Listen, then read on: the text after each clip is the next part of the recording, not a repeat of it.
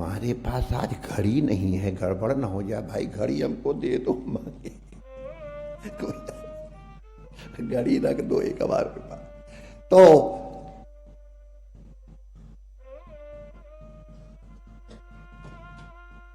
एक प्रसंग आ गया है और इसलिए इसके ऊपर कुछ विचार कर लिया जाए। देखो, प्रारंभ में ये बता दिया गया है कि ये भागवत प्रवचन है। ये कैसे सीधी है? नहीं आता घड़ी देखना भी ठीक से।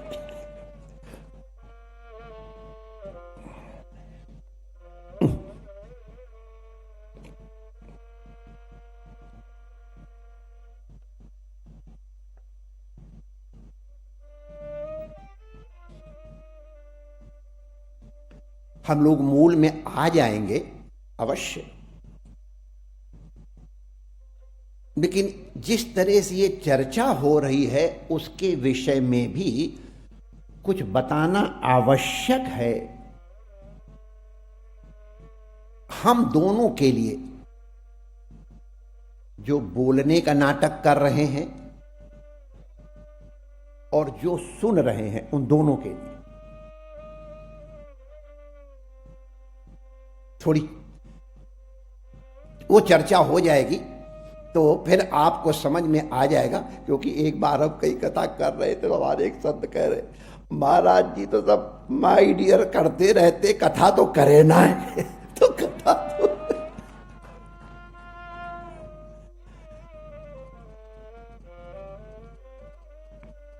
कथा सार कहने की, कहलवाने की चेष्टा की जा रही है। श्री गुरु महाराज के समाधि लेने के अनंतर कुछ समय तक आश्रम में सेवा करने के अनंतर यदि हमारा अभिमान नहीं बोल रहा है तो हमको लगता है हमारे जीवन का नियंत्रण हमको किस समय क्या करना है। आप लोग विश्वास करें, संत आप हमारे सामने दिव्य दिव्य संत बैठे हैं, इसका निर्णय कभी हमको नहीं करना पड़ा। कोई और ही निर्णय करता रहा, जाओ इस समय तुम ये करो। और हम सच कह रहे हैं आप लोगों से, जैसा सुखमय जीवन भगवान ने हमारा बनाया है आप सबका बन जाए, यही हमारी इच्छा है।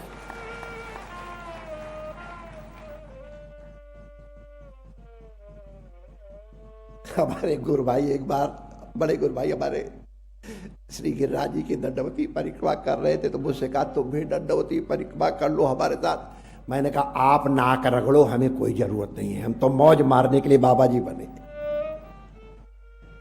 फिर बाद में उन्होंने नाक रगड़वा ली हमसे और उसके बाद भी कई बार हमने नाक, वो एक अलग बात है, लेकिन अर्थ ये कि हम मौज लेने के लिए बाबा जी बने और विश्वास करो अब तक मौज ले रहे हैं।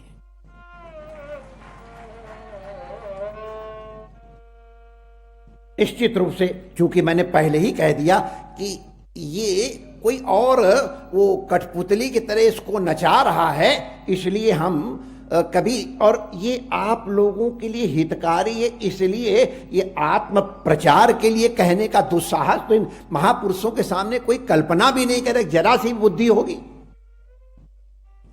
तो उसके अनंतर हम वहीं आनंद वन में हरिद्वार के किनारे झाड़ियों में कुछ संत विरक्त झोपड़ी बना के अपने आप फूस ले आते तो झोपड़ी बना लेते थे। एक झोपड़ी में हम भी रह रहे थे और एक त्यक्त दंडी स्वामी जी ने हमको एक दिन बुला के कुछ दो चार बातें करके कहते हैं तुमको भागवत करनी पड़ेगी। ऐसा तो इतना अभिमान तो नहीं हुआ कि उनको कुछ और समझ लेता, लेकिन बुद्धि को ये ग्राह्य नहीं हुआ। मैं और भागवत, विरक्ति चढ़ी हुई थी आकाश से भी ऊपर।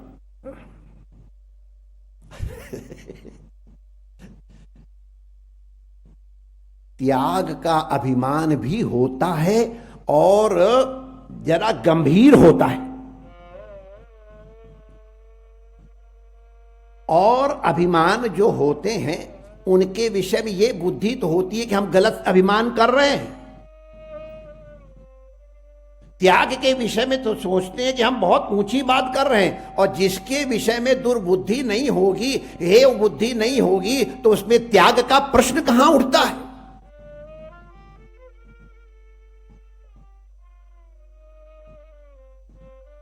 इसीलिए कभी कभी ये सद्गुणों का अभिमान दुर्गुणों के अभिमान से कहीं अधिक कष्टकर और दुखदायी होता है। हम लोगों को सावधान रहना चाहिए।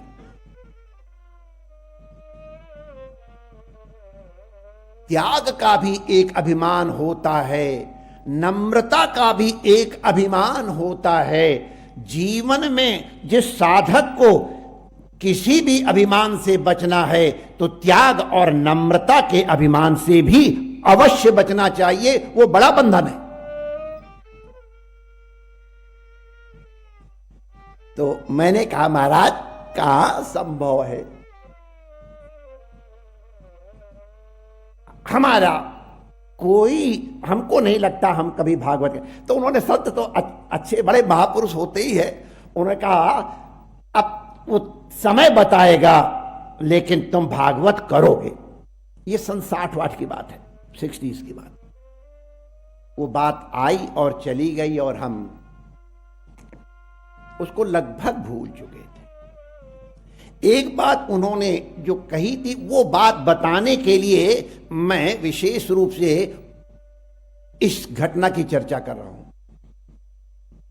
उन्होंने कहा था कि तुमसे भागवत करवाई जाएगी, आप भागवत करोगे नहीं, और जो बात विशेष है उसको हम सावधान होके सुन लें। उन दंडी स्वामी जी का, त्यक्त दंडी संत थे, उस समय का उनका आशीर्वाद कहें कथा के लिए। तुम्हारी कथा जब होगी तो कई लोगों को अनुभूतियां अवश्य होंगी।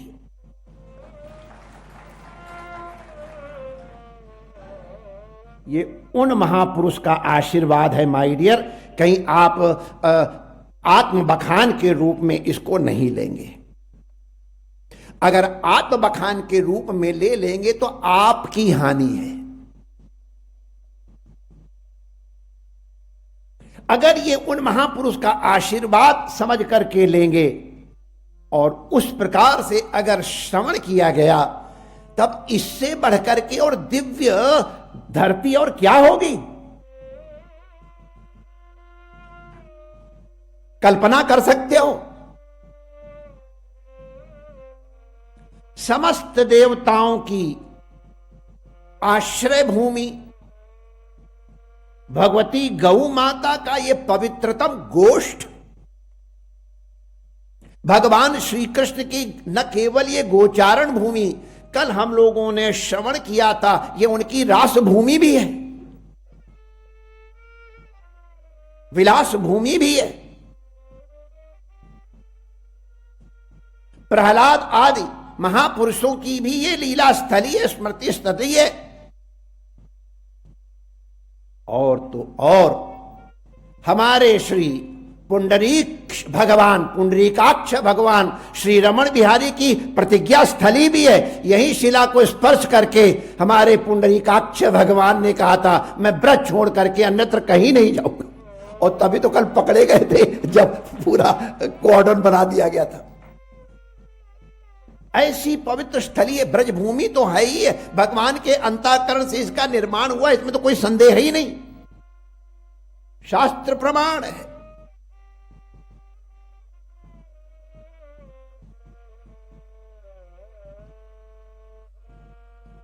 केवल स्थल दिव्य नहीं है, सन्निधि भी अति दिव्य है। हमारे घनश्याम बाबा सदृश महापुरुषों की सन्निधि है, वो कहीं गए थोड़ा है। उनके आशीर्वाद के रूप में तो कम से कम वो विद्यमान है ही कि ये स्थल विश्व में दिव्य और मंगलमय और महान तीर्थ के रूप में प्रसिद्ध होने वाला है। ये तो उन महापुरुष की वाणी है। अब और उसमें संदेह नहीं करना चाहिए। महापुरुष की वाणी में संदेह करना आत्महानि है।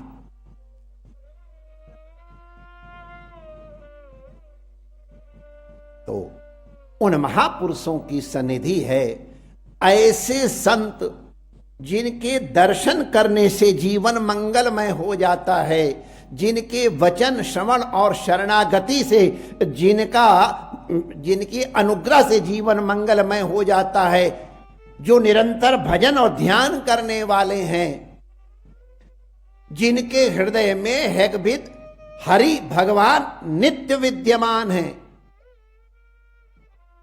ऐसे महापुरुषों की सन्निधि है, गुरुजनों की सन्निधि है। अब इससे बढ़ करके, और फाल्गुन मास हर प्रकार से ये दिव्य है। अब ऐसे दिव्य समय में अगर हम अनुभूति नहीं कर पाएंगे और कहां कर पाएंगे? उन महापुरुषों का आशीर्वाद है कि तुमको भागवत करनी पड़ेगी। अब जब पड़ेगी माय डियर, तो हम क्या कर सकते हैं? करने का अभिमान होता तो कुछ करते भी, करनी पड़े। और आप लोगों में से बहुत लोग प्रत्यक्षदर्शी गवाह है किस प्रकार से परम पूज्य भगवत स्वरूप श्री डोंगरे जी की स्मृति की दृष्टि से और साक्षात गिरिराज स्वरूप श्री कृष्ण स्वरूप, बल्कि परमात्मा स्वरूप श्री गिरिराज जी वाले पंडित जी के निर्देश से वो स्वेच्छा करेगी, वो एक अलग बात। लेकिन अच्छा तो फिर करना पड़ेगा, कर लो। उनके आशीर्वाद से सर्वप्रथम, और कभी ग्रंथ देखा नहीं इस दृष्टि से, इसलिए कोई अभिमान करने का माने मूल ही नहीं है। कुछ आता हुए और तब तो कहे कि हम अपनी पंडिताई दिखा रहे थे, आता ही नहीं। ये तो मन में एक प्रकार हीन भावना अवश्य थी, अगर अभिमान की कोई मानते हो। लेकिन जैसा उन संतों ने कहा तुमसे कराई जाएगी, तो वास्तव में ये भागवत महापुरुषों की स्मृति में और ठाकुर जी की सन्निधि में, कृष्ण जन्मभूमि में, और उन महापुरुषों के और हमारे वयम माथुरिया जगत गुरुआ के आग्रह से वो नाटक करना पड़ा। हमारे पूज्य मंडलेश्वर जी महाराज, महिला, कई लोग, और यहां पर कई गृहस्थ परिवार भी उस नाटक के प्रत्यक्षदर्शी गवाह है। तो भागवत की नहीं गई थी, आप लोग विश्वास करें, कराई गई थी। ये नाटक भी जो हो रहा है, ये तो बहुतों को मालूम ही है। किसी को विश्वास भी नहीं था। अरे हम ही को विश्वास नहीं था। किसी एक काशी ने आके कहा, महाराज जी आप भागवत करने जा रहे हैं? मैंने कहा हमें तो मालूम नहीं है। अरे आप करने जा रहे हैं? कैसे करने जा रहे हैं, हमें तो नहीं मालूम है। वो मलुक पीठ वालों ने कानपुर में कह दिया है। मैं सटपटा गया, कैसे कहूंगा? पूछा पाछा भी नहीं, ये तो अधिकार है और क्या। वाह, फिर ही राम सीता मैं हारी, ये अभिमान है। राम चले जाएंगे, कितना बड़ा ये। तो हमने कहा हमको, अब चुप हो गए। हमने कहा हमको पता नहीं, भी कोई चर्चा इस तरह की चली नहीं है। और फिर ये मलुक पीठ वालों की तो अब क्या बड़ाई सामने है तो करें। बात मनवाना तो इनसे सीख लेना चाहिए। मैंने कहा इतने वर्ष हो गए, हमको तो कोई संस्कार भी नहीं रह गए।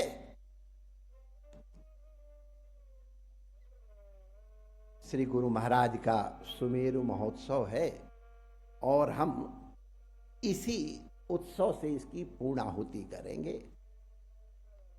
मैंने कहा गुरु महाराज कृपा करेंगे फिर, और ये नाटक करने के लिए यहां प्रस्तुत हुआ गया है।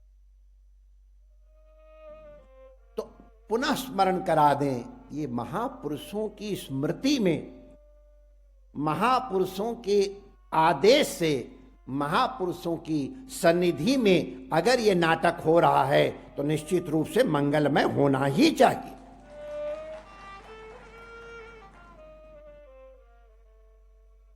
एक और बात बता दें, आप लोगों ने देखा होगा कि इस ग्रंथ या ठाकुर जी के ऊपर से समस्त पुष्प आदि के आभरण निवृत्त कर दिए गए चढ़ाने के कारण।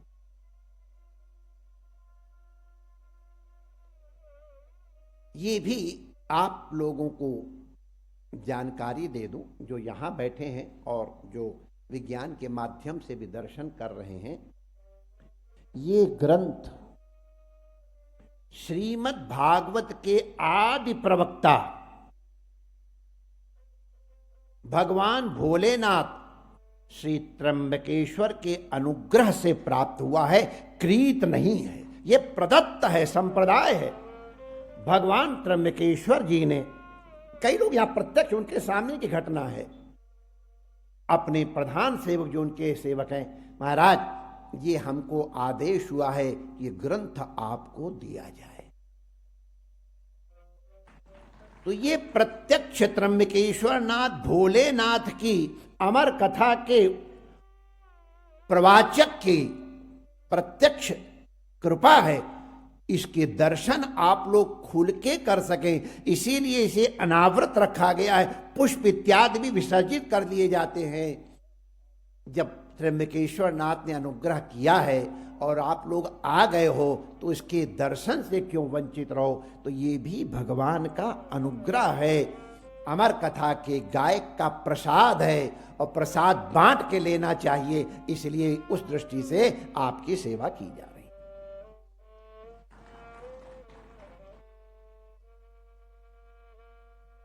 हम लोग विचार कर रहे थे, धीमहि के प्रसंग में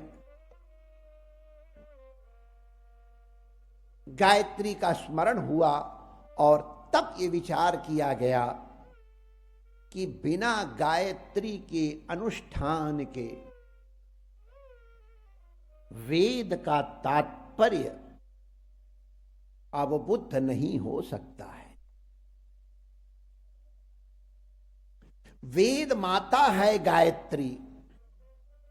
जैसे अभी थोड़ी देर बाद संभवतः हम लोग स्मरण करेंगे, भक्ति माता है ज्ञान और वैराग्य की, जननी है, उसका परिणाम है। उसी प्रकार से गायत्री अनुष्ठान का परिणाम है, प्रसाद है, परिणाम नहीं, प्रसाद है श्री वेद। वेद का तात्पर्य केवल एक वांग में विग्रह न, वो तो है ही है, अवश्य वो भी पूजनीय है, लेकिन वेद का तात्पर्य वो वस्तुतः वेद है, परम तात्पर्य वो वेद है।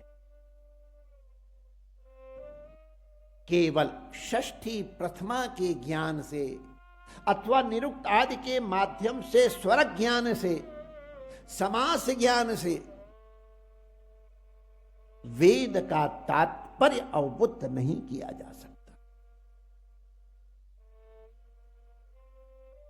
पात्रता आवश्यक है। एक उनका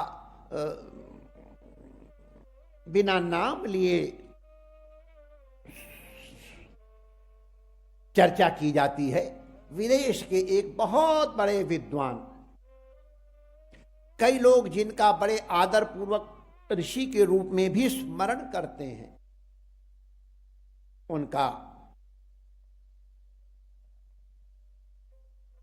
वो लोग उपकार भी बहुत मानते हैं। और निश्चित रूप से वेद संरक्षण में भगवान ने उनको निमित्त बनाया, ये ठीक ही है।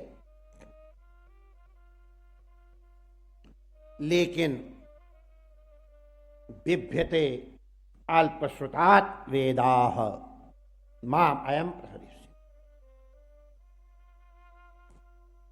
वेद भी घबराते हैं, भय करते हैं अल्पश्रुत से। वेद का अर्थ का अनर्थ करना यह वेद की हत्या है। किसी भी शास्त्र का जिस रूप में शास्त्र का अभीष्ट है, उससे इतर व्याख्यान उस ग्रंथ की हत्या है। इसीलिए किसी भी ग्रंथ पर चर्चा करने के पहले परिश्रम पूर्वक उस ग्रंथ का हार्द अवश्य अवगत कर लेना चाहिए। और हमारा अनुभव है, ये बिना गुरु के कृपा के कभी संभव ही नहीं है। अतएव आदेश उपनीयतु यत् शिष्यम वेदम अभ्यापयेद्विजा। उपनयन आवश्यक है, उपनयन पूर्वक ही, और तब उपनीत में इस मंगलमय वेद का आधान किया जाता है। वेद पढ़ाया नहीं जाता है, वेद पढ़ा भी नहीं जाता है। वेद का आधान होता है और वेद का अनुग्रह स्वीकार किया जाता।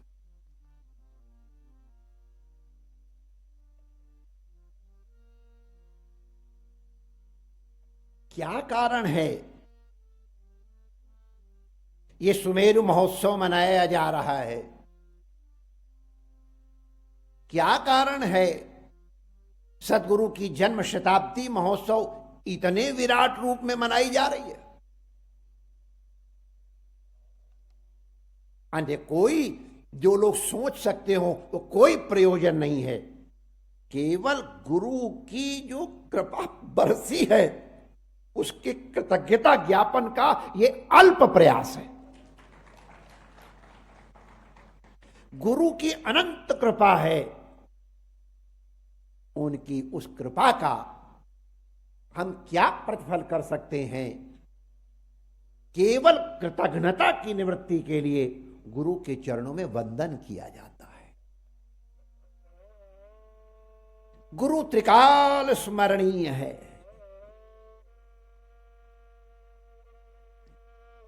ज्ञान प्राप्ति के पूर्व अधिकारिता की प्राप्ति के लिए तद विद्धि प्रणिपातेन परिप्रश्नेन सेवया।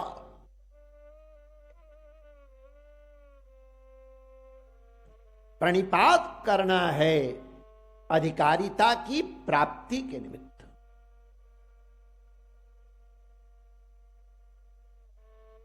गुरु की सन्निधि प्राप्त हो जाए, गुरु का अनुग्रह प्राप्त हो जाए, वो विद्या टिकी रहे, इसके लिए अध्ययन काल में गुरु को प्रणाम किया जाता है।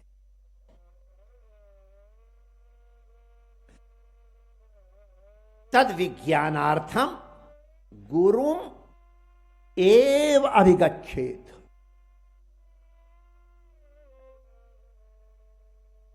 जिन लोगों ने संप्रदाय पूर्वक श्रवण किया है, उन्हें मालूम है एवकार का तात्पर्य है इतर व्यावर्तन।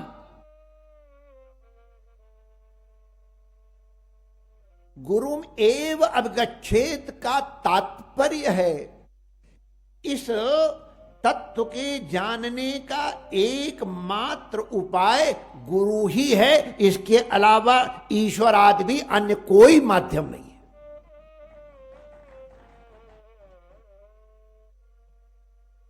उपनिषद का वाक्य है गुरु एव अभिगच्छेत्।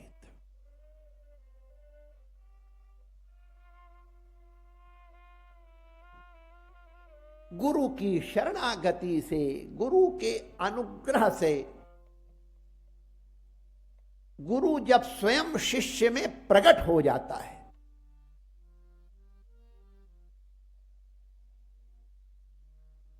अवतरित हो जाता है, समा जाता है,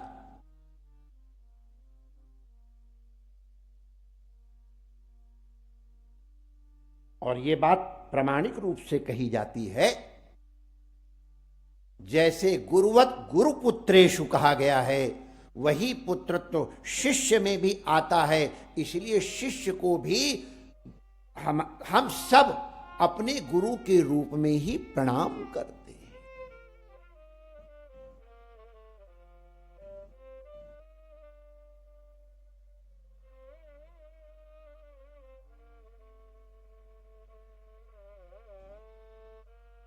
भगीरथ के लाई हुई जो गंगा थी, जो जल था, वो तो कब का प्रवाहित हो गया,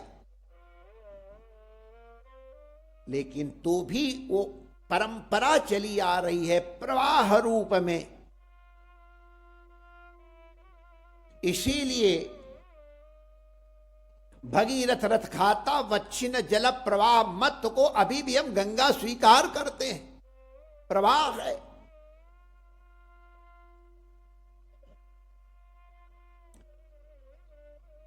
नारायण समारंभाम, आदि नारायण ने ब्रह्मा के क्रम से जो ज्ञान प्रदीप प्रदान किया है,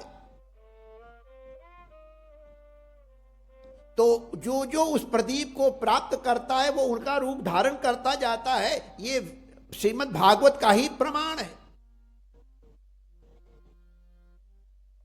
आदि कवि को दिया तद्रूपाय नारदाय, तो सब उनके रूप ही होते गए। व्यास आदि शुकदेव पर्यंत, मलुक पीठाधीश्वर पर्यंत, हमारे पुंडरीकाक्ष भगवान पर्यंत, जिनके पास भागवत वो प्रदीप है, वो सबके सब वही रूप है। तो इसलिए ये प्रमाण है, भगवान इसमें प्रमाण है, भागवत प्रमाण है कि गुरु अपने शिष्य में अवतरित होता है, अपना रूप बना देता है। अगर शिष्य में समर्पण है तो आज शिष्य के समर्पण की प्रत्यक्ष मूर्तियां हमारे सामने बैठी हैं।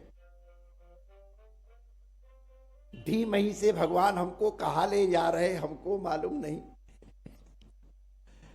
लेकिन शिष्य का सबसे बड़ा गुण और कर्तव्य कहें तो सिवाय शरणागति के और कुछ नहीं है। शरणागति मतलब अहंकार राहित्य। किसी ने कहा था गुरु एक खूंटी है, उस पे अपना अहंकार टांग जाओ, ईगो स्टैंड है।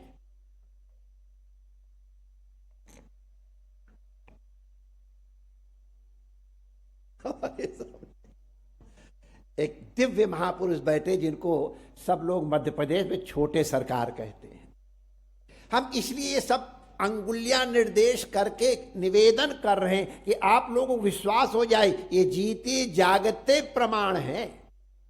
इसलिए नाम उल्लेख पूर्वक ये चर्चा की जा रही है। कई घटनाएं इतिहास है इस परंपरा की, लेकिन एक इतिहास को सुनाने का मैं संवरण नहीं कर पा रहा हूं। गुरु शरणागति के ऊपर अद्भुत।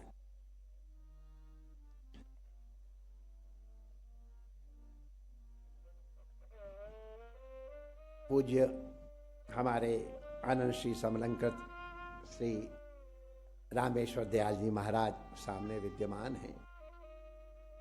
इन्होंने वेश तो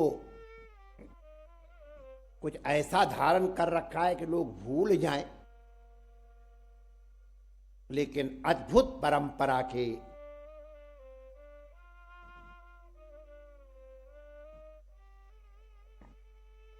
क्या शब्द प्रयोग करूं, प्रतीक है। इनके माध्यम से उस परंपरा का स्मरण किया जा सकता है। ठीक है, तो संतों की रहनी बहनी जरा बड़ी विचित्र होती है। बहुत बार वेश के कारण कभी कभी गड़बड़ी होती देखी गई है। रामचरितमानस आज में भी उसकी चर्चा है। और कभी कभी कुवेश के कारण भी कभी कभी प्रमाद हो सकता है, लेकिन कुवेश में भी संत रहते हैं।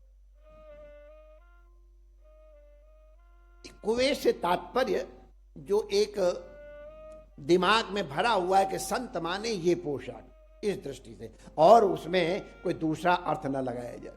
तो खैर, इनके गुरु महाराज का अभ्यास चिलम पीने का भी था। अब आप इसको कुछ और अर्थ लगाते हैं तो ये आपका दुर्भाग्य है। जिसका स्मरण इस पवित्र पीठ से किया जा रहा है, उनके किसी आचरण के विषय में संदेह अगर किया जाता है तो यह अपने मन की कालिमा और मनोमालिन्य है। उनकी दिव्यता का अनुभव किया जाए, इसीलिए निवेदन किया जा रहा है। तो चिलम पीते और उनको चिलम पीने की सेवा एक ऐसे महापुरुष को मिली हुई थी जो आजकल के भाषा में दिव्यांग थे। उनके पैर काम नहीं करते थे और ऐसे ऐसे सरक करके चलते थे। ये अभी की घटना है, इसलिए इतिहास ऐसे मर के बन रहे। इतिहास माने इतिहास। तो वो क्योंकि चल नहीं पाते थे, उनके जो सेवक लोग थे वो गुरु महाराज के समीप तक तो वो ले आते थे उनको। लेकिन गुरु महाराज के समीप गुरूप शक्ति का तात्पर्य क्या है? अपने आप प्रयास पूर्वक उनके पास चल के जाना चाहिए, इसी का नाम गुरूपसक्ति है। तो वो उनके पास भी सरक सरक के जाया करते थे। बड़ी बढ़िया, अब इतने दिन में 100 चिलम पीने वाले और 100 बार जो एक ही काम को करे तो उसमें परफेक्ट हो ही जाएगा।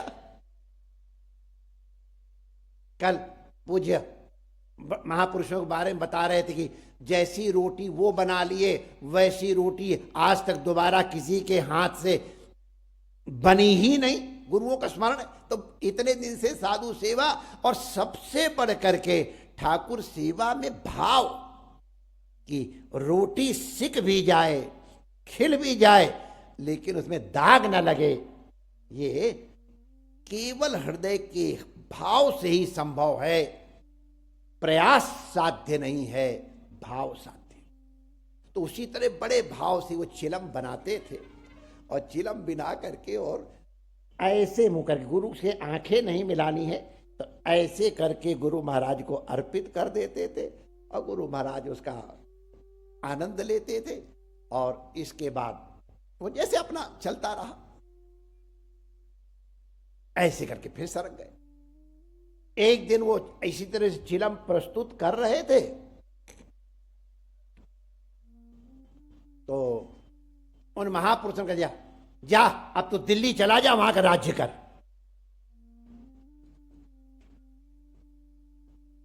अब अगर कोई अकलमंद होता, तथाकथित अकलमंद,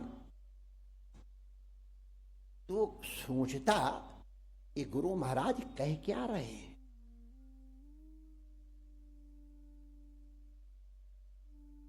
एक लुंज शरीर से लेकिन हृदय से परिपूर्ण समर्थ शरणागत। शरणागत में समर्थ विशेषण प्रयास पूर्वक लगाया गया है, बुद्धि पूर्वक लगाया गया है। शरणागति की भी सामर्थ्य सब में नहीं होती माय डियर, बहुत कठिन है शरणागत होना। इस तरह का समर्पण गुरु जी ने कह दिया तो चलो, बस कोई प्रश्न नहीं, क्या तैयारी है, कैसे रिजर्वेशन होता, कहा कुछ कहना, चलो हमको स्टेशन ले चलो, जो दिल्ली की गाड़ी मिले उसमें बैठा दो। अब बैठ गए, कोई झोला झंडा भी नहीं, ये तो नहीं कहा तो झोला झंडा लेकर के जाओ, दिल्ली जाओ। तो बिना किसी संभाल के बैठ गए गाड़ी में। कहा जाना है? दिल्ली जाना है, ठीक। अब दिल्ली स्टेशन पे गाड़ी पहुंच गई, पैर तो ऐसे तैसे बैठे, सब लोग उतर गए। उतर के कुली उली आए कि बाबा गाड़ी आ गई है, आपको कहां जाना है? हमें दिल्ली जाना है। तो दिल्ली तो आ गई। अब गुरुजी ने तो नहीं कहा था, उन्होंने कहा था दिल्ली जाओ, आगे कोई कर्तव्य तो बताया नहीं, तो हम दिल्ली आ गए। तो ठीक है, दिल्ली आ गए। हाँ, तो बैठे रहे, कुली चले गए, कोई सामान वामान था नहीं। फिर थोड़ी देर बाद सफाई वाले आए कि महाराज उतरो, दिल्ली आ गई। तो हम कहाँ उतरे? तो उन लोगों ने सोचा है बाबा ऐसे क्या करें, उनको उतार करके और प्लेटफार्म पर लिटरली धर दिया, बैठा दिया, क्या उठा के, तो उठा के धर दिया, बैठे। अब यहां धर दिया तो वहां बैठे।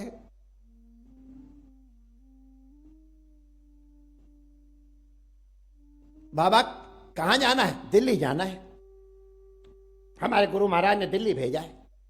दिल्ली में कहां जाओगे? बस दिल्ली आ गए। अच्छा, निश्चिंत मौज में, ये भी नहीं कि अब मैं लंगड़ा लूला कहां जाऊं कैसे, मस्त बैठे हुए। तो वहां के लोगों ने कहा कोई जगह हो तो बताओ, हम आपको रिक्शा विक्शा में बैठा करके इस तरह पहुंचा दे। दिल्ली जाना है, यही हमको मालूम है, दिल्ली जाना है। तो उनको उठा करके अब प्लेटफार्म में कब तक बैठा, ला के बाहर बैठा दिया। बाहर बैठाया, वहां एक गड़ेरी वाला था। गड़ेरी जानते ना, गन्ने को उसके छिलके को उतार करके और टुकड़ा टुकड़ा करके और बर्फ के ऊपर रख के बेची जाती है। आप लोगों ने देखा होगा दिल्ली स्टेशन वगैरह। तो गड़ेरी वाला बैठा था, उसके बगैर धर दिया ले जाकर के उनको। गड़ेरी वाला देखता रहा। बाबा कहां जाना है? दिल्ली जाना है। तो दिल्ली तो आ गया, कहां जाना है? दिल्ली में, दिल्ली जाना है बस। तो उसने पहले 2-4 गड़ेरी वड़ी दी, कुछ खाया पिया महाराज ने, ठीक है भोजन करोगे ला। तो अब जब रात्रि हो गई, गड़ेरी भेज दिया, वो ठेला वाला लाद करके चलने लगा। बाबा आप कहां जाओगे? दिल्ली जाना है। तो कहां जाओगे दिल्ली में? हमको दिल्ली जाना है, बस इतना मालूम है। चलो हमारे घर चलो। तो चलो।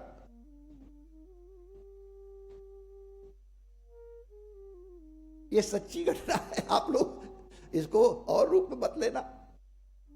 और इससे अगर तुम्हारे हृदय में परिवर्तन हो तो संभवतः हमारा ये कथा सुनाना सफल होगा।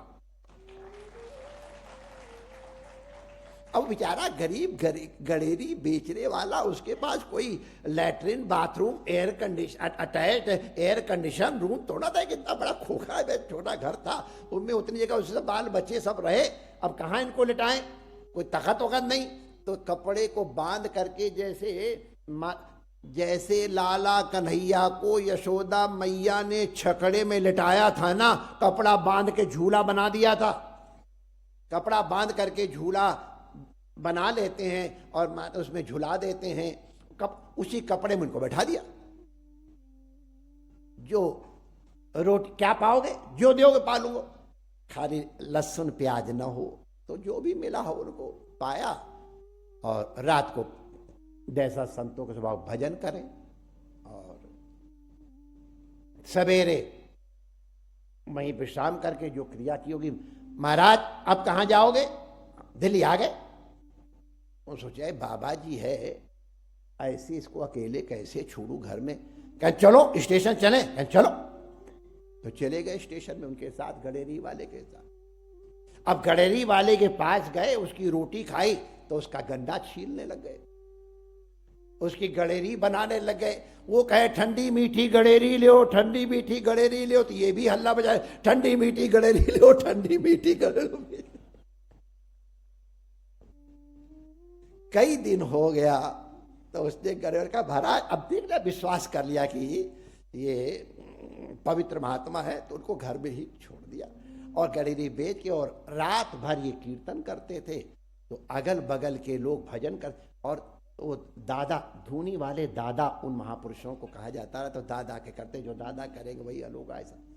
तो कुछ लोग आके प्रणाम करने लग गए, भजन सुनते हो। साधु की सुगंध फैलती, जैसे इत्र की सुगंध फैलती है ना, वैसे साधु की सुगंधी होती है जिनका। तो कुछ लोग आने जाने लग गए, और आने जाने लग गए तो सब प्रेम करने लग गए। एक दिन अमावस्या के दिन, और वो स्थान बना हुआ है, आप लोग अगर चाहो तो जाकर के देख आना, बल्कि जाना ही चाहिए दिल्ली में। तो जहां हनुमान जी हैं पांडव वाले, उसी के पास में यमुना नदी के किनारे। उनका आज हमको यमुना जी स्नान करना है। उनका ले चला गडेरी वाला, उसको तो बेचारे को श्रद्धा हो ही गई थी। नहा धो करके यमुना जी से आए, और एक खाली जमीन पड़ी थी, एक पेड़ नीचे बैठ गए नहा धो करके। चलो बाबा देर हो रही, अब तो हम आ गए जहां आना था। अरे बाबा यहां कौन ख्याल करेगा, कैसे कर, अब हम आ गए यहां पर, अब हम कहीं नहीं जाएंगे। अब वहीं बैठ गए। पता नहीं कोई टपरिया उपरिया बना दी होगी वहां के लोगों ने, तो ऐसे ही बैठे रहे होंगे, उसका हमारे पास कोई इतिहास अभी तक नहीं। देखिए बैठ गए वहीं पे। अब बैठ गए कीर्तन करें, तो पहले तो गडेरी वाला भोजन ले आता, फिर अगल बगल के लोग लाने लगे, भोजन पानी मिल गया। यमुना किनारे बैठ के और दादाजी का भजन करते थे, गुरु का स्मरण करते थे। एक आध लोग, और उस समय ये जो दिल्ली का रिंग रोड है ये बन रहा था, उस समय की घटना है।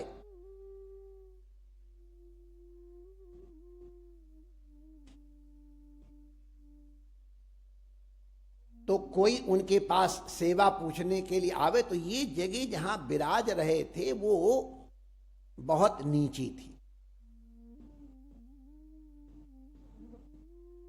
ले आओ मलबा, ले आओ डालो। तो वहीं वो परात रखी हो तो मलबा डलवा दिया, जाओ तेरा काम हो जाए। तो ज्यादातर पुलिस वाले बेचारे अपने अधिकारियों से जो पीड़ित हों, जो निकाले गए हैं, जो जिनकी पदोन्नति कर दी गई, वो आते थे, चल डाल, 2-4 दिन उससे रोड़ा डलवाए, जा बहाल हो जाएगा। इस कारण पुलिस वाले उनको बहुत मानने लग गए। पुलिस वालों के संपर्क से राष्ट्रपति राजेंद्र प्रसाद का ड्राइवर वो भी परिचित हो गया। ये भागवत कथा हो रही है माय डियर, ध्यान रखना। भागवत माने भगवत कथा नहीं है। जो भगवान के हैं उनकी कथा का नाम भागवत कथा है। भगवान ने अपने मुंह से वर्णन की है, इसलिए ये भागवत कथा है। ये भगवता अयम नहीं है, या केवल भगवता अयम नहीं है। चलो विग्रह के रूप में भगवता अयम भी कर दो तो हमें कोई आपत्ति नहीं है।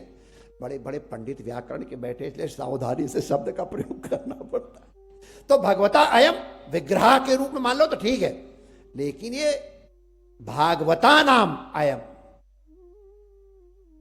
भागवतों की कथा, इसलिए भागवत हो रही है और यही सुनाना है आपको। राष्ट्रपति राजेंद्र प्रसाद का ड्राइवर भी कुछ इसी तरह से पीड़ित होकर आया शरण में। साधु के पास इसी तरह की पीड़ित ही तो आते, और कौन आता है। किसी ने क्राइस्ट से कहा के लिए कहा था, क्या तुम्हारा ये, तुम इसको गॉड का सन कहते हो, इसके पास सब इसी तरह के लुच्चे लफंगे और इसी तरह के बीमार ये सब आते हैं, कोई दिव्य तो आते नहीं है। तो उनके सेवक ने कहा, डॉक्टर के पास स्वस्थ आदमी क्यों जाएगा, डॉक्टर के पास तो रोगी ही जाएगा। तो जो रोगी हैं, हीन है, दुखी है, वही तो गुरु उपसत्ति करेंगे, सुखी काहे को जाएगा। इसीलिए हमारे यहां कहते हैं, सुख के माथे सिल पड़े जो नाम हरि का जाए, बलिहारी वावा दुख की जो पल पल नाम जपाए। तो वो आया, उसका हुआ, धीरे धीरे उसने अपने घर में भी चर्चा की राष्ट्रपति जी को। हम लोग सबको मालूम होगा शायद, हमको तो मालूम है, हमने वो देखा। राष्ट्रपति राजेंद्र प्रसाद जी बड़े अद्भुत ऋषि थे, ऋषि थे, लिटरली ऋषि थे। सामान्य तख्त पे लेटते थे, जो उनकी तनख्वाह थी उसका 10वां हिस्सा स्वीकार करते थे केवल। और संतों और विप्रों के बड़े श्रद्धालु थे। एक बार किसी आयोजन के अनंतर उन्होंने ब्राह्मणों के चरण छुए, तो तत्कालीन प्रधानमंत्री जी ने कहा, यह उचित नहीं है, आप राष्ट्रपति हैं, सबको आपके सामने झुकना चाहिए, आप किसी को प्रणाम करते हैं, यह व्यवहारिक नहीं है। तो उन्होंने कहा, मैं जब राष्ट्रपति होता हूं तो मैं सबके प्रणाम स्वीकार करता हूं, इस समय तो मैं यजमान के रूप में राजेंद्र प्रसाद हूं, और ब्राह्मण तो सबके गुरु हैं, ब्राह्मणों नितराम गुरु, इसलिए मैं एक यजमान की दृष्टि से उनके अनुगत के रूप में प्रणाम करता हूं, राष्ट्रपति जब बनूंगा तो नहीं करूंगा। चुप हो गए वो। ऐसे आस्तिक थे, ये स्मरण कराने। और सत्संगी तो बहुत थे ही। तो खैर, उनकी एक बहन थी बूढ़ी सी, हमने देखा है ऐसी, जो राष्ट्रपति राजेंद्र प्रसाद उनको मां की तरह श्रद्धा कर। तो उसने, जब ड्राइवर ने चर्चा की तो मां, उन बुआ जी ने कहा, या बूढ़ी मां ने, कि उन बाबा तुम्हारे ऐसे हैं तो जरा कुछ लाओ, हमारे भैया को दमा हो रहा है। कहा, महाराज हमारे राष्ट्रपति जी को ये कष्ट है। उन्होंने 2-3 पत्ती उठा करके और दे दी, जाओ दे देना, ठीक हो जाएगा।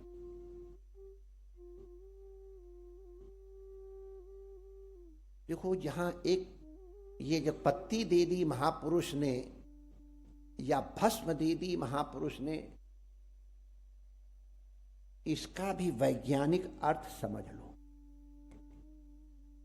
काशी के बाहर हमारे, अब तो खैर वहां तक नगर बस गया है, पहले एक संत रहा करते। उनके पास कोई जाए और बताए हमको ये रोग है, तो वहीं से कोई घात उठाड़ी, ऐसे ऐसे करिए मीस करके, जाओ घोट के दे देना, सब स्वस्थ हो जाए। तो किसी ने जिज्ञासा की, संभवतः परम पूज्य स्वामी अखंडानंद जी महाराज, उनके द्वारा वर्णित है, या उन्होंने अर्थ दिया, मुख से उनके ही है, चाहे उन्होंने किसी सुना हो या स्वयं उनका अनुभूति हो। उनका जितनी वनस्पति है सब पंच तत्व निर्मित ही तो है, जितनी औषधियां हैं वो भी पंच तत्व निर्मित हैं। उन्हीं पंच तत्वों में अलग अलग प्रकार के गुणों का आधान हो जाता है तो औषधि हो जाती है। तो घोटने से, छानने से, उबालने से, भस्म बनाने से, इत्यादि इत्यादि जिन गुणों का आधान उन पंच तत्वों में किया जाता है, वो संत अपने संकल्प से उन गुणों का आधान उस वनस्पति में कर देते हैं, औषधि बन जाती है और उपचार हो जाता है। तो इसमें संत का संकल्प मुख्य है। औषधित्व के गुण या औषधित्व उनमें महापुरुष के संकल्प जन्य होता है। ये प्रत्यक्ष भी काशी का भी तो घटना है, हम लोगों के विद्यार्थी काल की घटना है। भांग का प्रसाद भी देते थे वो। तो 3 पत्ती दे दी, जाओ, और राजेंद्र प्रसाद जी को आराम मिल गया, बहन जी को श्रद्धा हो गई। बहन जी आई और बाद में राष्ट्रपति भी आए, कि हमको ज्यादा इस विषय में थोड़ा प्रमाण हमको स्मरण नहीं है, लेकिन जो भी उनकी श्रद्धा हो गई। बाद में कई बार और राष्ट्रपति के भवन में भी गए, ले जाए गए, और वहां भी वही उसी तरह से। अब जब वहां राष्ट्रपति भवन पहुंच जाए तो उनके चेले चपाटी भी, अब चेले चपाटी कौन से उनके होते थे, वही पुलिस वाले, वही मिट्टी उठाने वाले, ये और सब राष्ट्रपति भवन पहुंच जाए। उस अव्यवस्था की दूरी के लिए फिर बहन जी से प्रार्थना की गई। धीरे से राष्ट्रपति राजेंद्र प्रसाद जी ने वो जो जगह जहां वो विराजे थे, वो जगह उनके नाम करवा दी। राष्ट्रपति तो राजा है पूरे राष्ट्र का, जो चाहे वो कर सकते हैं।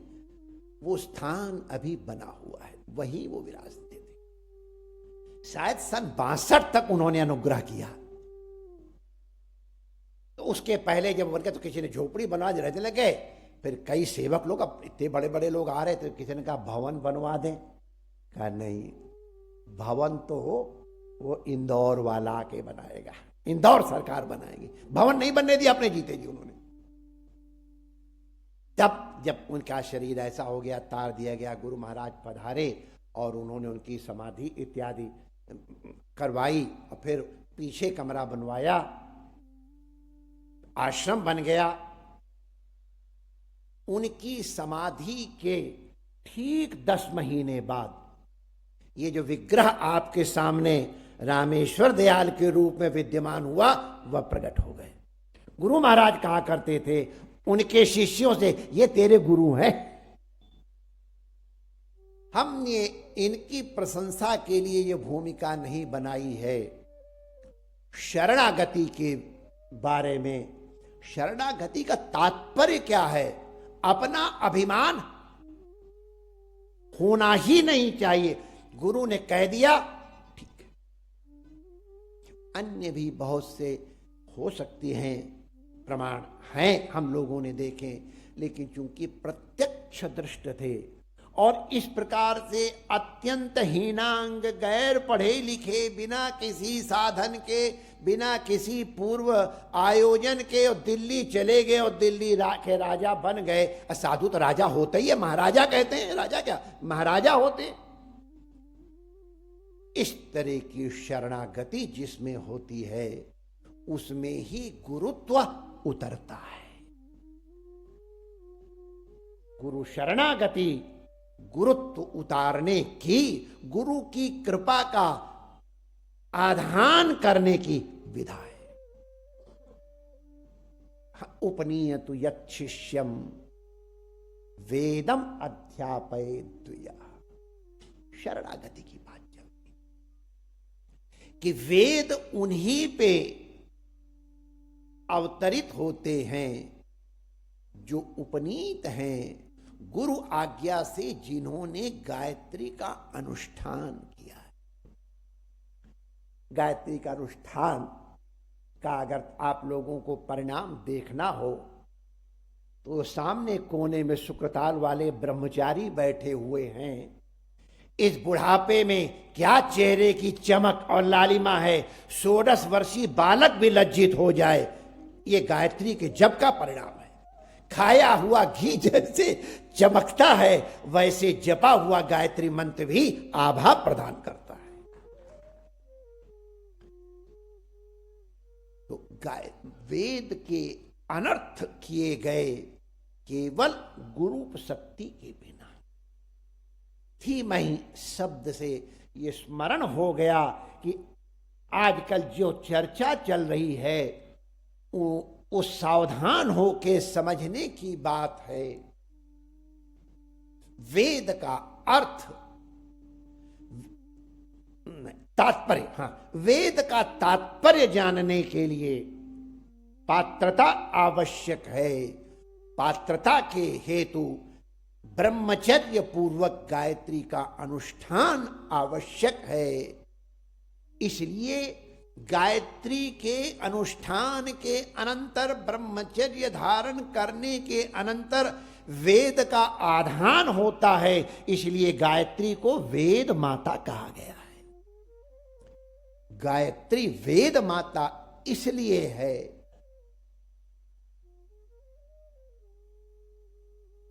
कि गायत्री के प्रसाद स्वरूप वेद का तात्पर्य हृदय में प्रकट होता है। सत्यम परम धीमहि, धीमहि शब्द से गायत्री का स्मरण हो रहा है, वेद का स्मरण हो रहा है। जन्माद्यस्य, भगवान को मंगलमय, भगवान को सर्वरूप में देखना है, ये दर्शन की विधा सिखाई जा रही है। यतो वा इमानि सर्वाणि भूतानि जायन्ते, ये जो वेद का मूल है उसको श्री व्यास जी ने ब्रह्म सूत्र में जन्माद्यस्य यतः कह के इस सूत्र की अथा तो ब्रह्म जिज्ञासा तदनंतर जन्माद्यस्य यतः, ये ब्रह्म सूत्र का ये आदि सूत्र है और यही ब्रह्म सूत्र का तात्पर्य है। ब्रह्म सूत्र के तात्पर्य के पहले अथ शब्द का प्रयोग किया गया है। उसका तात्पर्य क्या है कि ब्रह्म सूत्र का अध्ययन के पूर्व मनुष्य में, शिष्य में अमुक अमुक प्रकार के लक्षणों का आधान होना आवश्यक है। इसका अधिकारी कौन, इसीलिए ग्रंथ का अधिकारी, प्रयोजन इत्यादि की चर्चा की जाती है।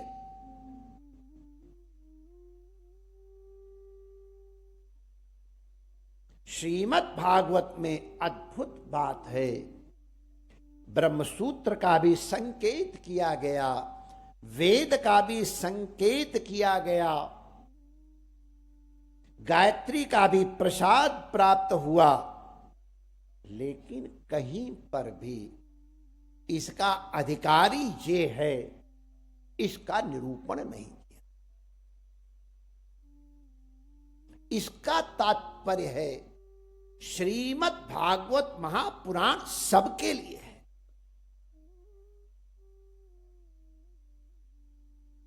ज्ञानी के लिए भी है।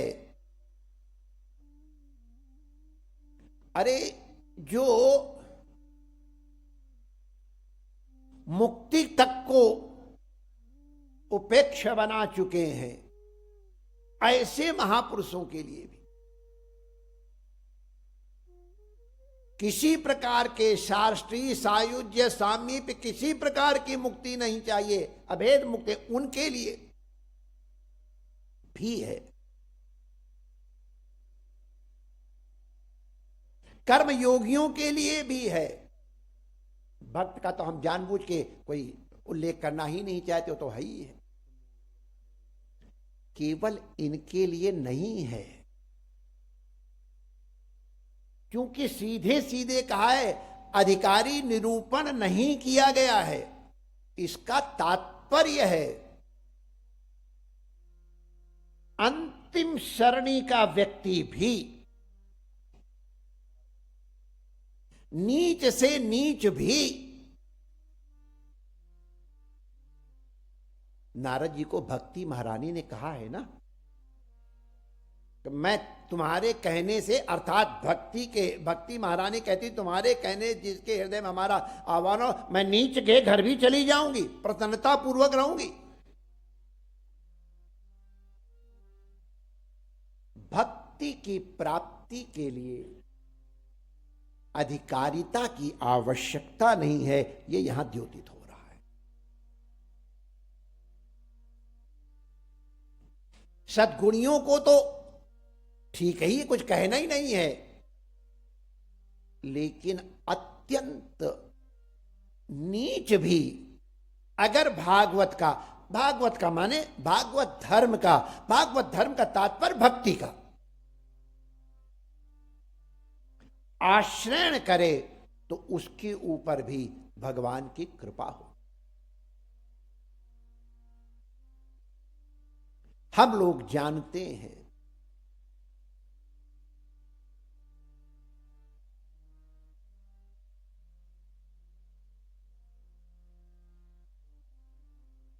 भगवान कसाई को मिले कि नहीं मिले बताओ। कई लोग सफाई देना चाहते कि ये नहीं कसाई, वो सब कुछ नहीं है। प्रमाण है, मांस तौलते थे, वो एक अलग बात, शालिग्राम थे वो बात है, लेकिन मांस तौलते थे। कई लोग सफाई देते कसाई के घर में हुए थे, लेकिन वो कसाई के काम नहीं करते थे। अब अगर मांस तौलते थे शालिग्राम से तो कौन सा कर्म करते थे?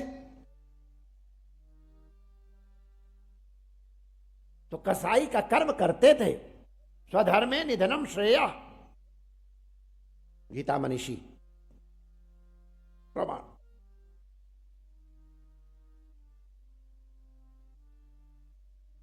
कसाई को भगवान मिले,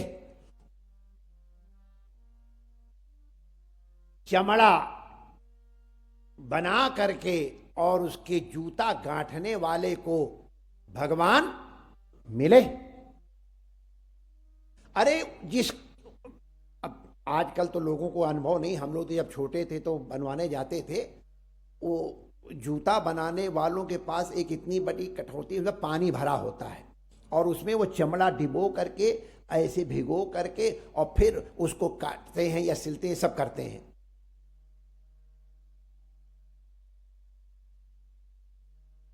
हमने वो देखा, और उसमें पानी कोई रोज चेंज नहीं किया जाता, भरा हुआ है, न जाने कै दिन का भरा हुआ है। बार बार चमड़ा के डुबोने निकालने से उसका क्या रूप हो जाता होगा, ये भी हम लोग कल्पना कर सकते हैं। लेकिन अनुभव प्रमाण है, गंगा माता रैदास जी की उस कुंडी में प्रकट होकर के और स्वीकार करती हैं। भगवान ने स्वीकार किया, गंगा माता उनकी कठौती को स्वीकार करती हैं अपने आधान के रूप में।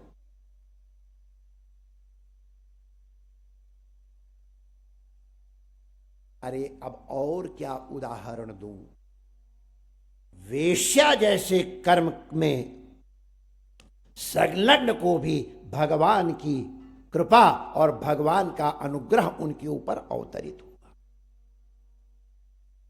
ये कैमुतिक न्याय कहा जा रहा है।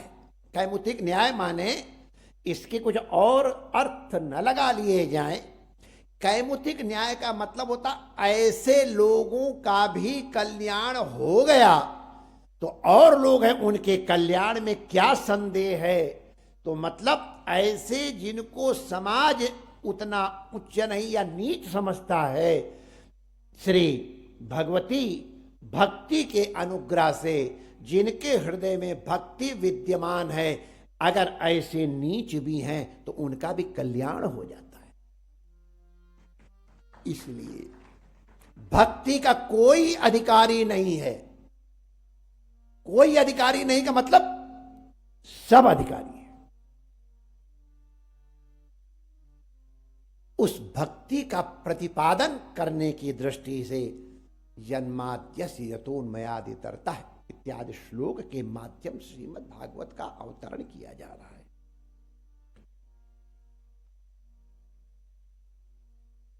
एतस्मात् परम किंचित, वाह, मन की शुद्धि के लिए इससे बढ़कर के और कोई उपाय नहीं। इतना बड़ा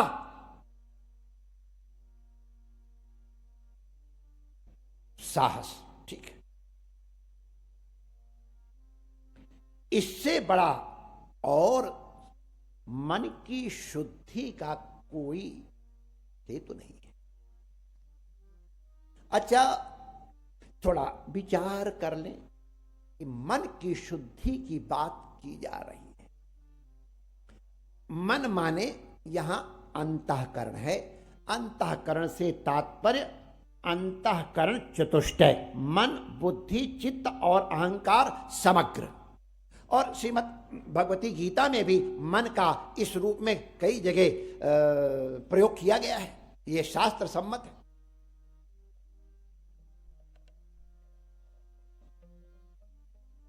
भागवत हमारा जीवन मंगलमय बनाने की विद्या है, विधा है। भागवत धर्म के अनुष्ठान की विधा है, उनके ज्ञान की विधा है।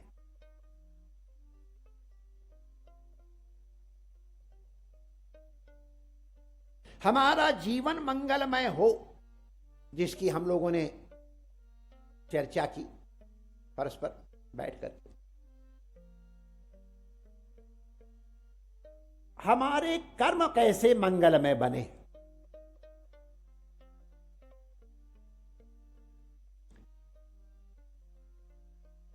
आजकल बहुत चर्चाएं हो रही हैं, अपना आचरण सुधारो। हमारा अनुभव है किसी नियम कानून के कारण या डंडे के जोर से या बलात् या बांध करके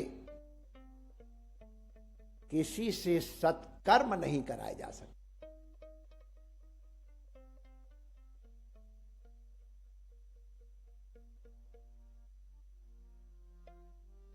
अगर बलात् कराए भी गए तो चूंकि मनः संयुक्त इंद्रिय संयुक्त, ये उसकी भाषा माने बिना मन के किया जा रहा है, इसलिए उसमें कर्मत्व तो नहीं आएगा। कर्मत्व का आधान संकल्प पूर्वक होता है।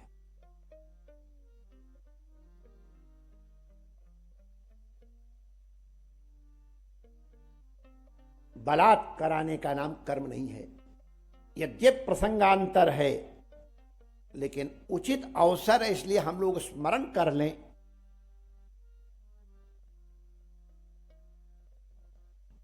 अगर एक उदाहरण दें, प्रसिद्ध उदाहरण दें, अगर किसी स्त्री के साथ, चाहे कुमारी हो चाहे विवाहिता हो, अगर बलात्कार किया गया है तो, और उसकी इच्छा नहीं है, उसका संकल्प नहीं, बलात्कार है, तो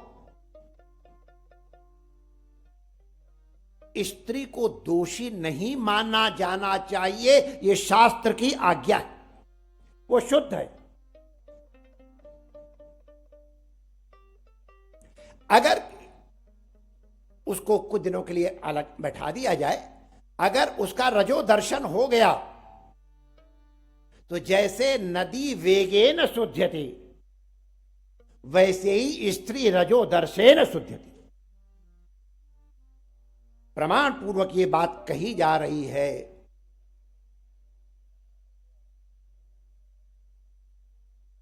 इसको समझना चाहिए। और यदि नहीं रजो दर्शन होता है तो प्रसव के अनंतर पुनः रजो दर्शन के बाद वो स्त्री शुद्ध हो जाती, उसमें पाप का लेश नहीं हुआ, इसलिए कि उसको बलात् किया गया है, बलात्कार किया गया है, उसका अपना संकल्प नहीं है। इस दृष्टि से डंडे के जोर से आप नहीं करा सकते, बलात् नहीं करा सकते। देखना पड़ेगा कि कर्म की प्रेरणा कहां से आती है।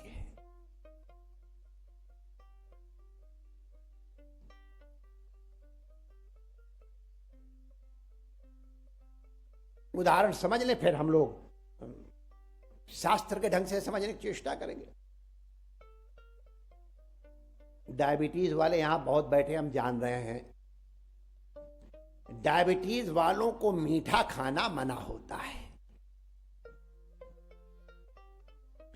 लेकिन जिनको डायबिटीज हुई है उनसे पूछो मीठा खाने का कितना मन करता है।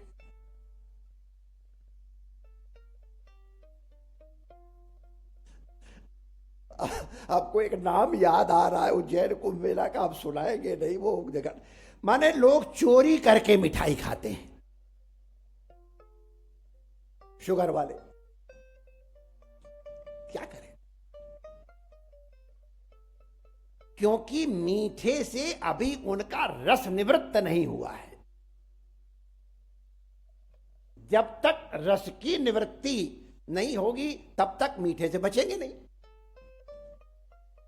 वो कैसे निवृत्त हो? तो एक बार की घटना, हमारे रमण रेती में खीर और कढ़ी बड़ी प्रसिद्ध थी, और एक हमारे गुरु भाई थे स्वामी विवेकानंद जी, वो तो अद्भुत थे। अब उस खीर का वर्णन हम नहीं करेंगे, लेकिन अधौता दूध में और बढ़िया मदन के यहाँ के दूध से छटाक चावल और छटाक चीनी डाल के और खीर बन करके गाढ़ी गाढ़ी एकदम तैयार, खूब बढ़िया खुशबू आ रही है, बड़ा सुंदर उसका रूप, गंध भी उसकी बड़ी सुंदर, और स्वाद तो कल्पना पूर्व अनुभूत है, इसलिए स्वाद की भी अनुमिति तो हो ही रही थी। अगर प्रमिति नहीं हो रहा, अनुमति प्रमा तो हो ही रही थी, प्रत्यक्ष भले ना हो। सब लोग तैयार, और अब तो आजकल वैसे खाने वाले संत भी नहीं दिखते। हम लोगों के समय में और जब खीर चलती थी, लोग कटोरे सकोरा में थोड़ा थे एकदम थारी में आवन दे, इतना बड़ा डोलू होता था, आधा किलो नहीं तो 400 ग्राम तो उसमें आती होगी, और 2-3 डब्बू तो डाल लेना सामान्य बात है। और दोबारा जब तक आवे, अगर थाली खाली नहीं है तो दोबारा मिलेगी नहीं, तो इसलिए अगर ऐसे ऐसे चम्मच से, तो क्या हाथ से दे लग, तो उठाया और मुंह में थाल लगाई, सर फूट गए। और जब तक फिर आवे खीर राम पधराओ। ऐसे खीर खाने वाले हमारे यहां मौजूद, आपने देखे? अरे अपनी भी अनुभूति है, चलो हम भी तो ऐसी बढ़िया खीर तैयार, एकदम पंगत घंटी बजने वाली, और सब लोग भूख लग रही, उसमें काला सांप गिर गया। अब वो काला सांप निकाल दिया गया।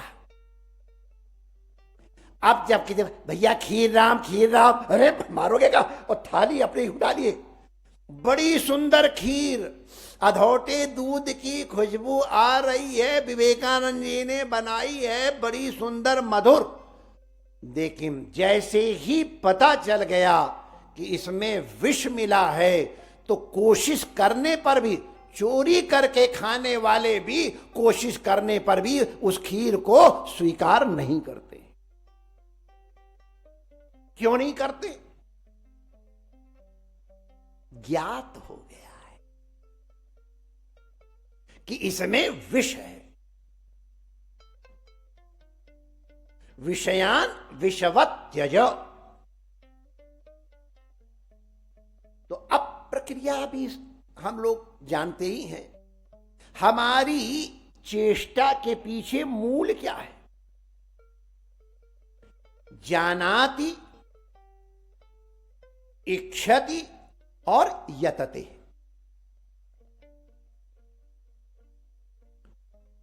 इसको पहले जानेंगे, फिर उसकी इच्छा करेंगे, फिर यत्न करेंगे।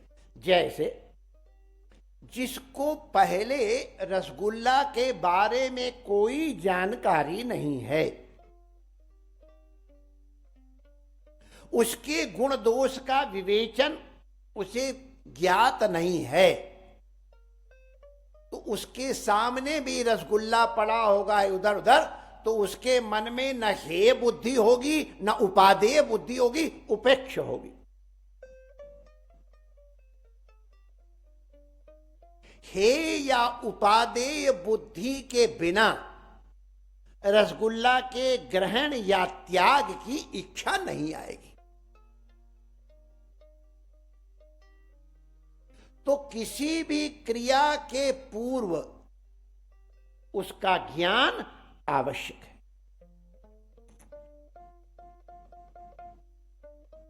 वस्तु का ज्ञान हो गया,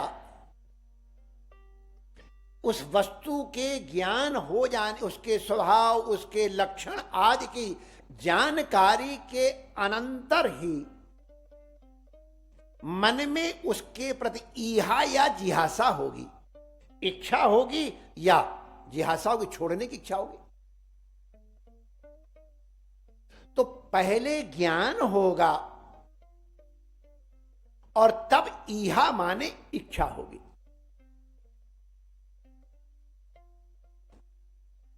इच्छा होने के अनंतर ही मन में उसको प्राप्त करने की चेष्टा, मन से माने उसके प्राप्त करने की या उसके छोड़ने की चेष्टा होगी।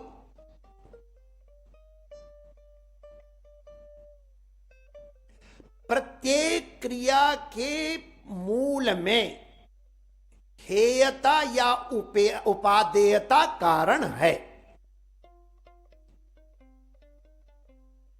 प्रयोजनम अनुद्देश्य मंदोपि न प्रवर्तते। जब तक कि कोई प्रयोजन न हो, जब तक इष्ट साधनता की बुद्धि न हो, सामान्य भाषा में कहा जाए इससे हमारा फायदा या नुकसान है, ये जानकारी न हो, तब तक उसको न छोड़ने की इच्छा होगी और न पकड़ने की इच्छा होगी। अगर अच्छी चीज है तो उसको हम पकड़ेंगे, अगर अच्छी चीज नहीं है तो हम उसको छोड़ देंगे, हमारे हानिकारक तो छोड़ देंगे, और ना अच्छी है ना बुरी हम उपेक्षा कर देंगे। हमारी प्रत्येक क्रिया हमारी इहा और जिहासा पे निर्भर करती है।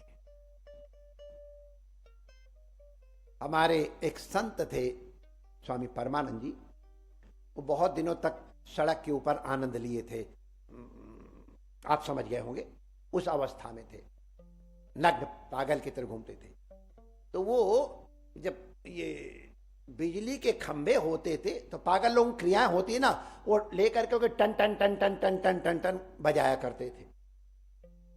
तो जब वो ठीक हो गए और तब हमने उनसे पूछा एक दिन, बहुत बड़े अच्छे संत, बहुत ही अच्छे संत, बड़े पवित्र आत्मा, एकदम निष्कल, बहुत बहुत अच्छे संत, संतों के प्रति श्रद्धा, गुरु के प्रति श्रद्धा, सेवा की बुद्धि अद्भुत थी, सामर्थ्य। तो बेचारे बड़े दुखी रहा करते थे।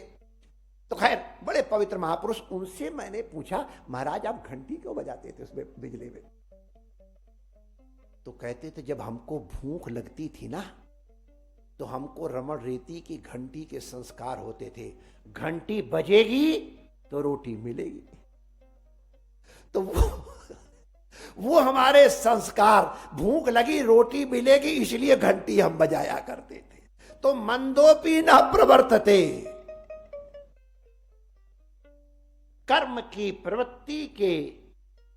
अब ये अलग बात है कि वो हमारा ज्ञान ठीक है कि नहीं ठीक है, उसी के लिए सत्संग होता है। कि किसी को ये समझ में आता है कि सत्संग में जाएंगे तो अच्छा है, और वो लोग दूसरे को कुछ और समझते हैं। और कई लोग जिनको दूसरी बुद्धि है कि सत्संग से क्या लाभ है, उनकी इच्छा नहीं हुई तो जो लोग सत्संग में आए हैं उनके लिए कुछ कुछ विशेषण लगाते हैं।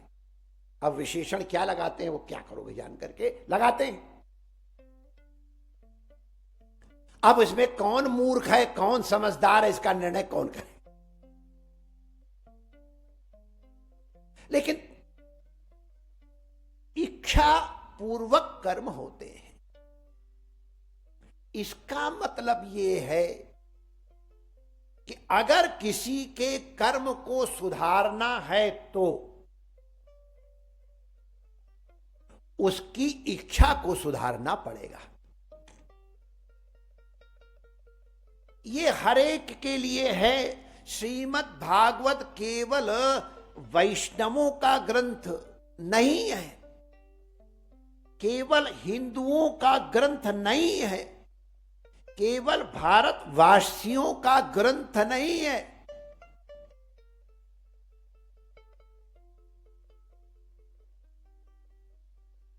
जो भी सांस लेता है, जो भी आहार त्याग विहार करता है, या ठीक से शास्त्र की भाषा में कहा जाए, सुखम में भूयात दुखम में माभूत, जो ये चाहता है कि दुख की निवृत्ति पूर्वक आनंद की प्राप्ति हो। समझदार लोग तो कहेंगे दुखों की आत्यंतिक निवृत्ति पूर्वक परमानंद की प्राप्ति हो, वो एक अलग बात है, लेकिन सामान्य की बात है। हमको लगता है कि जब तक वो लाल लाल गिलास में धर के न मिले तब तक तस्य जन्म निरर्थकम जैसा है, वो उसकी चेष्टा करेगा। अब उसको उस प्रवृत्ति से बचाना है, तो उसके लिए शिक्षण देने करें। और तो मैं हम अपने उस पे करें कि ये श्रीमद् भागवत हर उस व्यक्ति के लिए है जिसको दुखहान पूर्वक, दुख निरसन पूर्वक आनंद की प्राप्ति की अभिलाषा हो। उन सबके लिए श्रीमद् भागवत पुराण उपादेय है। तो कर्म सुधारने के लिए चेष्टा करनी आवश्यक नहीं, संभव नहीं है। आवश्यक है, संभव ही नहीं। अभी हम लोगों ने श्रवण किया है, अगर व्यक्ति को अपनी उन्नति करनी है, व्यक्तिगत रूप से परिवार की उन्नति करनी है, समाज की उन्नति करनी है, राष्ट्र की उन्नति करनी है, समग्र मानवता की उन्नति करनी है, उनके कर्मों को मंगलमय बनाना है, जिससे कि वो दुख निरसन पूर्वक आनंद की प्राप्ति कर सके, तो उनको कर्म सुधारने की आवश्यकता नहीं है, उनको अपनी इच्छाएं सुधारने की प्रेरणा देनी चाहिए। इच्छाएं सुधारने कैसे सुधार होगा, उसके लिए उसमें विवेक जागृत करना है।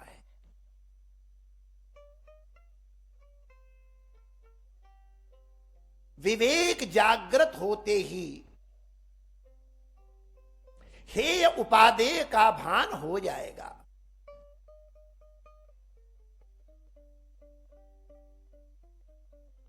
हेय उपादेय के ज्ञान होते ही ग्रहण और त्याग करने की इच्छा हो जाएगी, जिसके फलस्वरूप कर्म में अपने आप तदनुकूल प्रवृत्ति हो जाए। इसीलिए हमारे महापुरुष कहते विवेक कीजिए, और ये विवेक सत्संग से प्राप्त होता है, ये गुरु कृपा से प्राप्त होता है, ये श्रीमद् भागवत से प्राप्त होता है। और ये विवेक की प्राप्ति अत्यंत दुर्लभ है। इसीलिए महापुरुषों ने, भगवान आद्य जगत गुरु शंकराचार्य जी महाराज ने कहा है, दुर्लभम त्रय में वेतत। तीन चीजें बड़ी दुर्लभ हैं। उस परमात्मा का अनुग्रह हो तो प्राप्त होती हैं। मनुष्यत्वम, मुमुक्षुत्वम, महापुरुष संशय।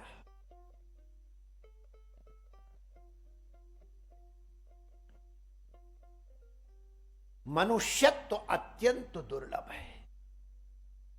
मनुष्य दुर्लभ नहीं कहा है, तो बहुत आबादी बढ़ रही है, उसकी समस्या है। मनुष्यता दुर्लभ है। मनुष्यता का तात्पर्य क्या है कि मनुष्य के लिए जो करणीय है, अकरणीय है, जिसके मन में ऐसा विवेक है, उसी को मनुष्य कहते हैं। आहारत्व, निंद्रात्व, भयत्व मैथुनत आदि से अवच्छिन्न का नाम मनुष्यत्व तो नहीं है।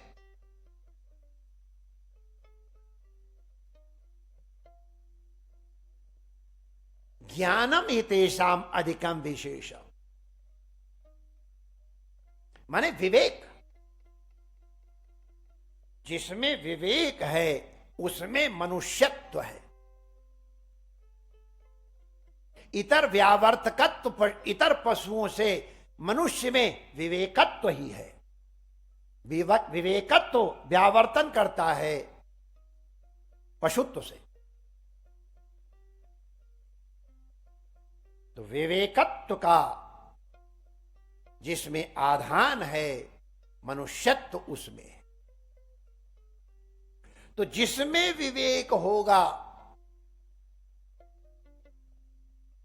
उसमें मुमुक्षा अवश्य होगी, क्योंकि मुमुक्षा बिना विवेक के संभव नहीं है। अन्यथा तो जीव आहार निद्रा भय मैथुन में लगा रहेगा। जब दुनिया लगी हुई है, स्वाभाविक है। परांग चिखानी व्यतीर्ण स्वयंभू तस्मात् परांग पश्यति। भोग के लिए क्या क्या नाटक हो रहे हैं, किस तरह से प्रचार हो रहे हैं, वो सब हम लोग सब जानते ही हैं।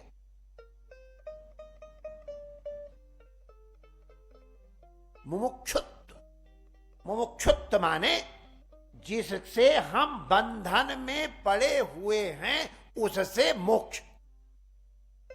अब वो बंधन कहां है, वो विवेक से देखना है।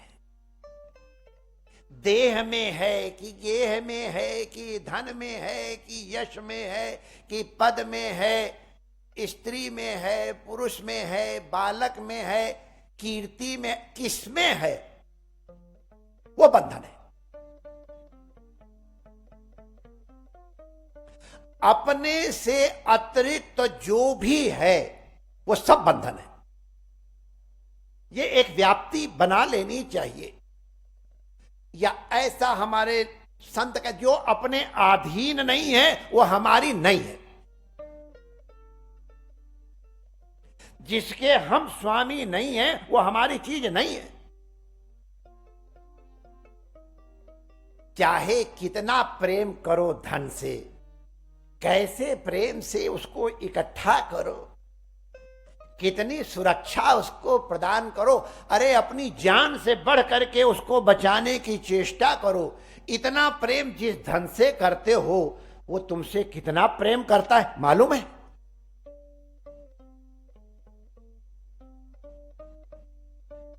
ओवरनाइट रंग बदल गया, दूसरा रंग आ गया और धन तुमको छोड़ के चला गया। ओवरनाइट संभाल संभाल करके और रखे गए नोट जो कहां है हमारे पास कहां धरो है, और इतनी इतनी गड्डियां निकल के आ गई, निरर्थक हो गए। तुम कितना धन से बंधे हुए हो, लेकिन अगर धन तुम्हारा होता तो तुम्हारे पास रहता।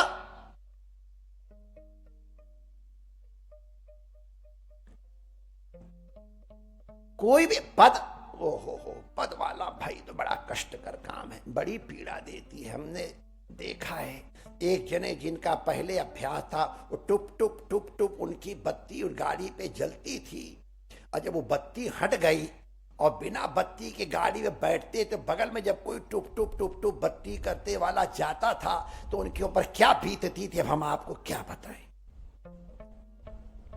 चला गया पद, टुप टुप टुप टुप चली गई, खैर अच्छा हुआ, अब न रहा बांस न बजेगी बंसी। देखिए, और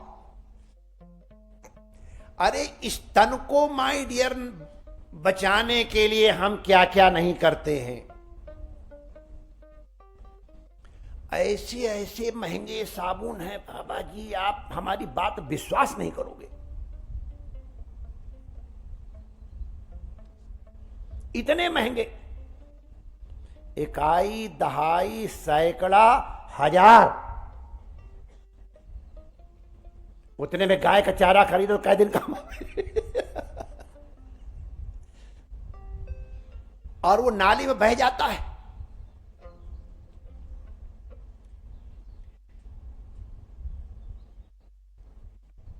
ये तो ऑक्सफोर्ड पढ़े लिखे लोग हैं, सब देखे हुए हैं। इतनी बड़ी शीशी खुशबू वाली, इकाई, दहाई, सैकड़ा, हजार, 10,000, कभी कभी शायद उससे ज्यादा, हमको मालूम, इतना तो हमको मालूम है।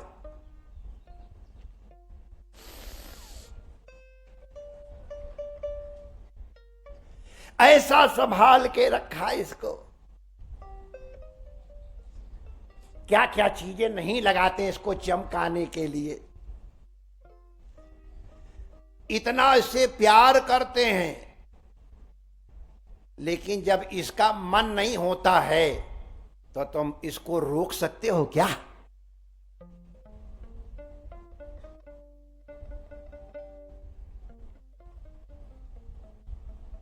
रही मन बहु भेषज करत, ब्याज न छोड़त साथ। तो माय डियर, जो चीज हमारी नहीं है उसके प्रति मोह करना ये अविवेक है। काम ले लो। जैसे रेल में हम लोग गए तो हमको मालूम है कि जितनी देर तक हमने पेमेंट किया उतनी देर तक बैठने को मिलेगा, और बाद में स्टेशन आए तो उतर के चले गए, हो गई छुट्टी। काम ले लो, काम में कोई बुराई नहीं है, लेकिन उसमें फंसो मत।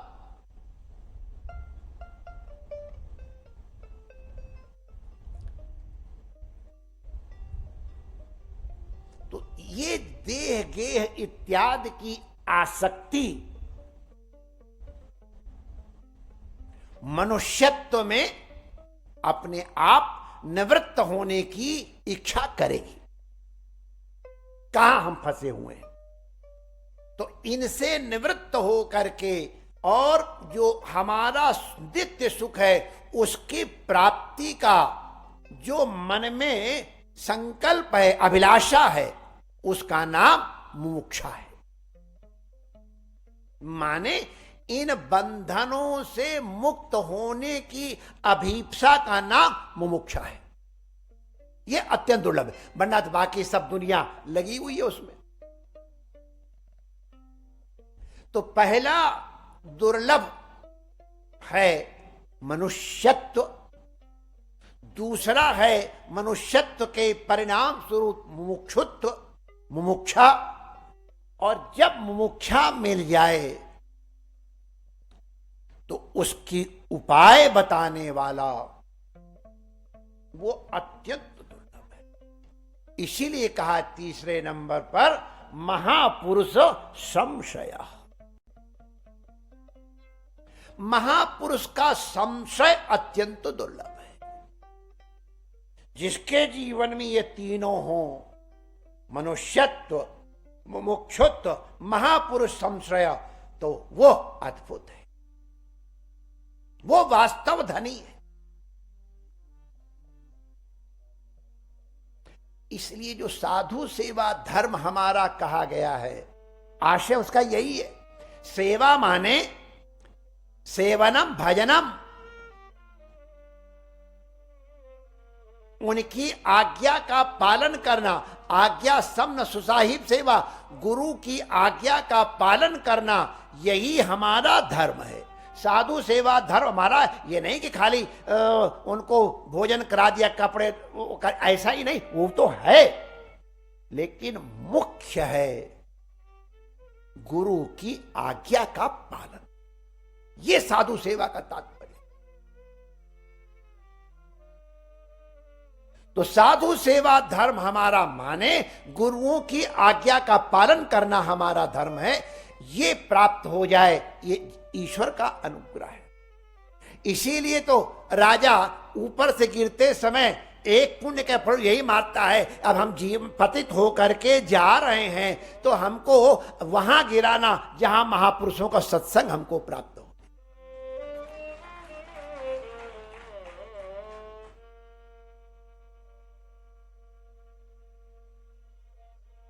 असुर योनि मापन वृत्रासुर भी यही प्रार्थना करता है। महापुरुष संशय, संत मिले तो चल करके उनको उनसे आग्रह करना चाहिए।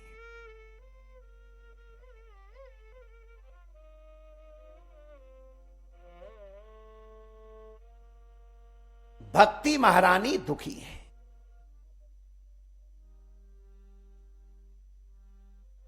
दुखी व्यक्ति संत को देखते ही आह्लाद की अनुभूति करता है। एक बात और, संत सबके हैं,